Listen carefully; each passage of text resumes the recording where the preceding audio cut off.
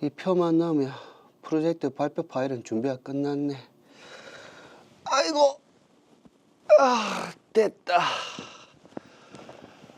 아이고, 벌써 3시네. 아, 맞다. 이 태현 형이 얼굴 보고 가랬는데 아직 안 잘려나? 나 지금 퇴근하려는데. 그럼 회사 앞에 편의점에서 잠깐 보자. 뭐 급한 일인가 보네. 알겠다. 좀 이따 봅시다. 어.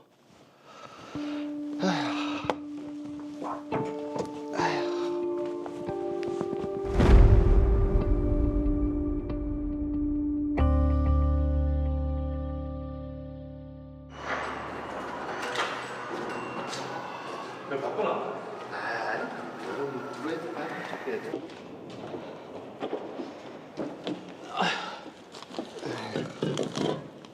야, 회사에서 총망받는 직원은 야근도 이렇게 늦게까지 하네. 프로젝트가 막바지라서 어쩔 수가 없었다. 근데 왜 보고 가라 했는데? 어? 아, 자, 하나 마실래? 아이, 운전해야 되는데 뭘. 집이 코앞이면서 짜쓰기 한 모금 해라. 아이, 그래도. 내가 맨정신으로는 니한테 얘기를 못 할 것 같아서 그렇다. 자, 아이, 뭐, 그럼 뭐. 그럼 자기만 술이 취하면 되지 않나요?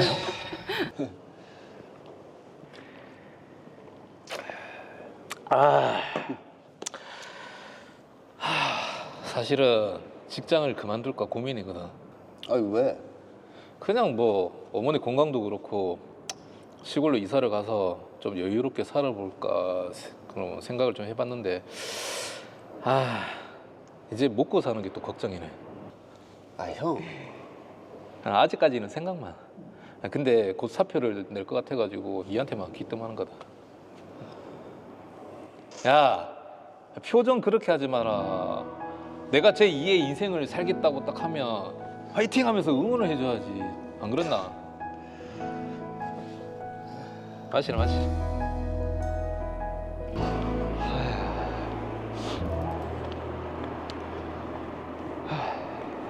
그래. 조심해서 가. 다음에 또 봅시다. 술을 마시지 않았나요?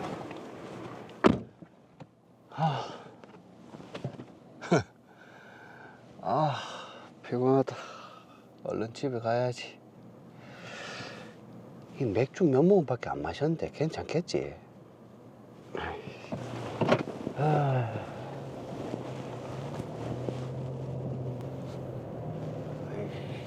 이 골목길이 이렇게 어두운가? 아이, 하나도 안 보이네. 아이씨, 여기서 잘정마음 집에 다 왔네.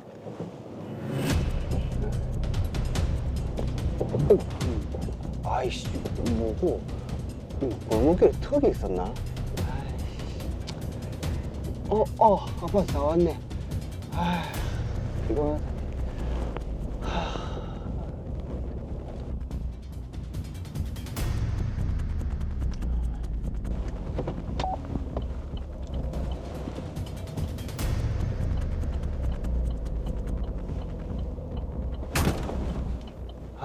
뭐고?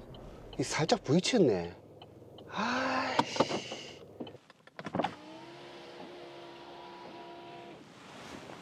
아이, 뭐야, 이거. 아, 참. 예, 거기 경찰서죠? 여기 접촉사가 났는데요. 예, 예. 그러니까 이분이 주차를 하다가 사고를 냈다는 말입니까? 예. 술을 좀 드신 것 같은데. 일단 음주 측정 좀 하겠습니다. 보시죠. 더. 혈중 알코올농도 0.03 나왔네요. 그 친구랑 맥주 몇 모금밖에 안 마셨는데. 음주 사고니까 인적 사항 확인 좀 하겠습니다. 신분 좀 주세요. 예. 여기 있어. 838812. 슈퍼마켓 앞에서 인명 피해 신고가 접수됐습니다. 차량은 인색스파크. 사고 당신이 낸 겁니까? 아, 제가 사람을 쳤다고요. 저는 전혀 몰랐습니다. 길에 아무도 없었는데. 당신을 음주운전 혐의로 일단 입건하겠습니다. 교통사고도 추가로 조사할 거니까 같이 서로 가시죠.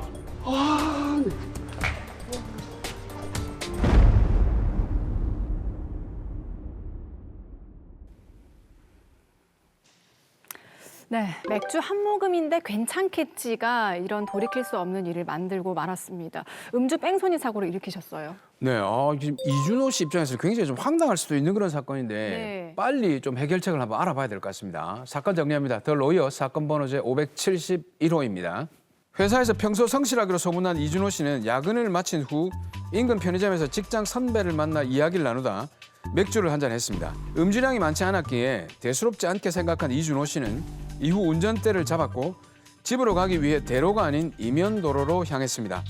그날따라 가로등도 꺼져 있어서 이면도로는 캄캄했는데요. 그러다 차량에 살짝 충격이 가는 느낌을 받았지만 쓰레기 봉지 같은 것이라고 생각해서 그대로 집으로 향했습니다. 아파트에서 주차를 하던 중 옆차와 경미한 접촉사고를 일으켰고 차주의 신고로 경찰이 출동했습니다. 경찰의 음주 측정 결과 이준호 씨는 혈중 알코올 농도 0.03이 나왔는데요. 이때 경찰 무전으로 골목길 뺑소니 사고가 접수됐음이 알려졌고 해당가의 차량이 이준호 씨의 차량과 동일함이 밝혀졌습니다. 이준호 씨는 경찰에 입건됐습니다. 하지만 이준호 씨는 사고가 났다는 사실 자체를 몰랐다고 하는데요. 과연 이준호 씨는 어떻게 해야 할까요? 네, 자 지금 이준호 씨가 음주와 또 뺑소니 교통사고 이 두 가지 부분에서 논란이 있는 것 같습니다. 자, 임태랑 변호사님 어떻습니까? 예, 맞습니다. 일반인 누구나 문제가 될 수 있는 주제인데요. 최근에는 점점 그 처벌 수위가 강해지고 있고 뺑소니의 경우 음주만이 아니라 마약하고 뺑소니하는 경우도 늘어나면서 더욱 사회적 문제로 부각되고 있습니다. 네. 저희 사안에서는 이준호 씨가 음주운전을 했고 그 과정에서 도로에 쓰러져 있던 사람의 다리를 역과한 뒤 계속 운전해서 갔기 때문에 법적으로 문제가 되는 상황입니다. 오, 마약을 하고 뺑소니를 하는 경우도 늘고 있다고 하니까 굉장히 좀 충격적인데 네. 자, 우선에 저희가 오늘 다룰 이 사건의 핵심이죠. 음주 뺑소니는 사실 뭐 사회적으로도 심각한 문제가 되고 있지 않습니까? 예, 맞습니다. 음주운전 자체도 심각한 범죄지만 사고 도주까지 했다면 그 처벌은 더욱 무거워집니다. 네. 그런데 특정범죄 가중처벌 등에 관한 법률 위반, 줄여서 특가법 위반 도주치상이 성립하려면 몇 가지 요건이 필요합니다. 운전자가 사고로 피해자가 사상을 당한 사실을 인식했음에도 불구하고 피해자 구호 의무를 이행하지 않고 현장을 이탈해야 합니다. 중요한 것은 사고가 난 사실과 구호 필요성에 대한 인식이 있어야 하고 도주의 의사가 있어야 한다는 점입니다. 자, 도주를 했냐 안 했냐 이제 이 문제가 엮이면 사안이 좀 더 복잡해지네요. 그렇죠. 사안이 복잡하고 심각해질수록 처벌 수위가 굉장히 올라가는 편인데 만약에 이준호 씨한테 제기된 이 모든 혐의가 인정이 된다면 처벌 수위가 어떻게 되죠? 특가법에 따르면은 음주 뺑소니 사고로 사망 사고가 발생한 경우 최대 무기 또는 5년 이상의 징역에 처해질 수 있고 저희 사안처럼 상해 사고가 발생하면 1년 이상의 유기징역 또는 500만 원 이상 3천만 원 이하의 벌금에 처해질 수 있습니다. 자, 그런데 지금 이제 논란이 되는 부분을 보면요. 지금 이준호 씨가 밤길에 운전을 하면서 교통사고가 났다는 사실 자체를 인지를 하지 못했거든요. 자, 이런 경우도 뺑소니라고 보는 게 맞습니까? 예, 중요한 질문입니다. 뺑소니의 핵심은 도주의 고의에 있습니다. 우리 사안을 보면 가로등 고장으로 어두컴컴했고 주변 상가의 불이 모두 꺼져 있었으며 피해자는 도로 위에 누워 있었습니다. 네. 이런 상황에서는 정상적인 상태에서 통상적인 주의 의무를 다하는 일반인이라도 야심한 시간에 도로 바닥에 사람이 누워있을 가능성까지 예측하기는 어려울 것 같습니다. 그러네요. 제가 봐도 그 시간에 도로에 사람이 누워있을 거라고는 생각하기가 어려울 것 같은데. 네, 그렇죠. 자, 이게 법적으로는 어떻습니까? 자동차의 운전자는 통상 예견되는 사태를 대비하여 그 결과를 회피할 수 있는 정도의 주의 의무를 다함으로써 충분합니다. 통상 예견하기 어려운 이례적인 사태의 발생을 예견하여 이에 대비하여야 할 주의 의무까지 있다고 할 수는 없습니다. 즉 일반적인 시야 밖의 사각지대나 도로 바닥까지 확인하며 운전하고 사고 발생을 막는 것을 기대하기는 어렵다는 것이 기본적인 법리입니다. 그렇죠. 그 밤에 차량을 운행하면서 어두운 밤길에 사람이 누워 있을 거라고 예측을 하면서 운행을 하려면 계속 이렇게 하고 운행을 해야 되거든요. 이게 운전이 아니지 않습니까? 보통 사람이라면 그런 거 생각을 안 하는 게 당연하죠. 그렇죠, 예. 이준호 씨도 보통 사람이란 말이죠. 그러면 당연히 이런 부분을 생각하지 못했을 것 같지 않습니까? 네, 지금 사무장님께서 정확히 지적을 해주셨습니다. 도로교통상 통상으로 예견할 수 있는 범위를 넘어서는 상황이었죠. 법원도 이러한 경우 무죄 판결을 내리는 경우가 있습니다. 저희로 포함해서 담당했던 사건 중에서도 유사한 사례로 무죄를 받은 경험이 있습니다. 그 사례에서는 피해자가 사망을 했지만 현장 검증을 통해 운전자가 사고 발생을 예측할 수 없었다는 점이 입증되었습니다. 검사, 판사, 변호사가 모두 현장에 나갔고 재판장님께서 직접 운전석에 앉아 사고 당시와 같은 조건에서 전방 확인을 해보는 방식으로 진행되었습니다. 네. 그리고 무죄 판결을 받아낸 적이 있습니다. 자, 그런데 이 사건에서 또 주목해야 할 부분이 있습니다. 이준호 씨가 주차장에서 또 다른 차량과 접촉 사고를 냈는데 네. 이건 어떻게 봐야 될까요? 예, 주정차된 차량만 손괴한 것이 분명하고 피해자에게 인적사항을 제공하지 않았다면 도로교통법 위반죄에 해당할 수 있습니다. 그러나 우리 사안에서는 주차된 차량과 충돌 이후 경찰이 바로 왔고 이준호 씨는 그때까지 기다리며 도주하지 않았기 때문에 인적사항 미제공에 해당하지 않을 것으로 보입니다. 자, 그렇다면 이 부분은 그냥 절차대로 진행을 하면 뭐 큰 문제는 없겠네요? 예, 통상적으로는 이런 경우에 문제가 없겠습니다만 만약 주차된 차에 사람이 있었고 피해자가 통증을 호소한다면 교통사고 처리 특례법 위반, 즉 교특법 위반 치상이 문제될 수 있습니다. 네. 저희 사안과 같이 경미한 사고의 경우 중요한 것은 상해 사실과 인과관계입니다. 시청자분들도 그런 말씀 주변에서 들어본 적이 있으실 겁니다. 이주상해 진단서는 쉽게 받을 수 있다. 네네. 그런 이유는 피해자의 주관적인 호소에 의존하여 의학적 가능성만으로 상해 진단서가 발급되는 경우도 있기 때문입니다. 2주 정도의 경미한 상해면 법원은 그 증명력을 판단하는데 매우 신중합니다. 상해 발생 사실 자체가 인정되지 않으면 교특법 위반 치상에 해당하지 않을 수 있습니다. 네. 지금 드라마에서 보면 피해자 박지정 씨가 이 차 안에 있는 상태에서 사고가 발생했기 때문에 이 부분도 놓쳐서는 안 되겠습니다. 참 박시성 씨가 왜 축구를 안 하고 거기 들어가요? 그리고 또 지금 그 이준호 씨 혈중 알코올 농도를 제 봤을 때 0.03이지 않습니까? 예, 맞습니다. 이게 딱 법정 기준의 그 딱 가이드라인에 들어가 있죠. 네, 혈중 알코올 농도 0.03%. 정말 많이 들어보셨죠? 네네. 0.03%는 면허 정지의 최저 기준선입니다. 네. 하지만 중요한 법적 쟁점이 있습니다. 만약 호흡 측정 당시가 혈중 알코올 농도 상승기였다면 차량을 운전할 당시의 혈중 알코올 농도는 0.03% 미만이었을 가능성이 있습니다. 이준호 씨는 음주 후 일정 시간이 지나 운전을 했기 때문에 상승기였을 가능성이 있고 이 경우 음주운전 혐의도 무혐의를 받을 가능성이 있습니다.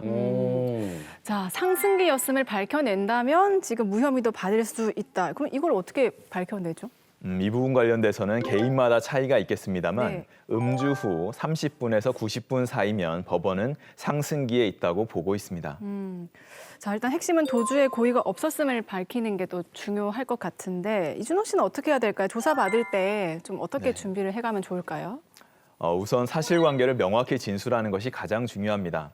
가로등 고장으로 시야 확보가 어려웠던 점이나 도로에 사람이 누워있을 것이라고 예측할 수 없었던 점, 그리고 충격을 느꼈을 때 그것이 사람인지 몰랐다는 점을 강조해야 합니다.